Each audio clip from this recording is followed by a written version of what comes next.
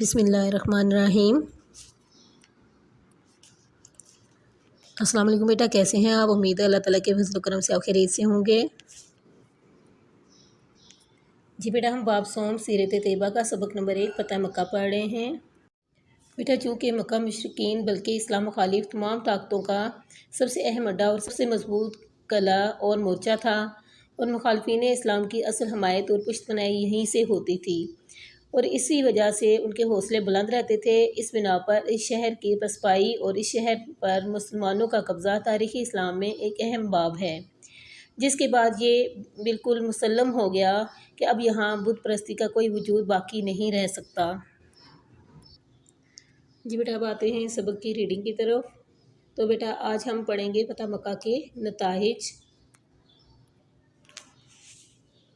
بیٹا، اب تک مسلمانوں نے جتنی کامیابیاں حاصل کی تھی، فتح مکہ ان میں سب سے بڑی کامیابی تھی۔ اس کامیابی کے بعد آئندہ کامیابیوں کی بنیاد پڑی۔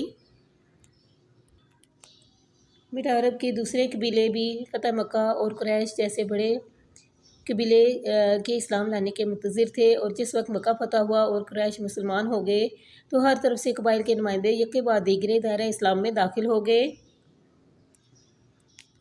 صرف 2 قبیلوں بنو حوازن اور بنو ثقیف کے علاوہ تمام عرب قبائل نے اسلام قبول کر لیا،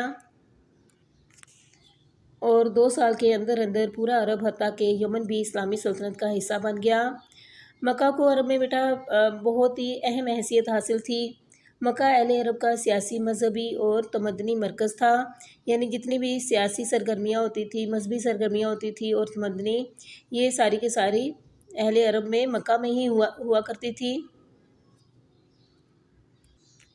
بیٹا، جیسے کہ آپ جانتے ہیں کہ چند سال پہلے مسلمانوں کو مکہ سے نکلنے پر مجبور کر دیا گیا تھا۔ اب اللہ نے انہیں موقع دے دیا تھا کہ وہ اس مرکز میں دوبارہ غالب حیثیت سے داخل ہوں۔ بیٹا، فتح مکہ کے بعد جب قریش مسلمان ہو گئے تو ہر طرف سے قبائل کے نمائندے بھی شامل ہونے لگے۔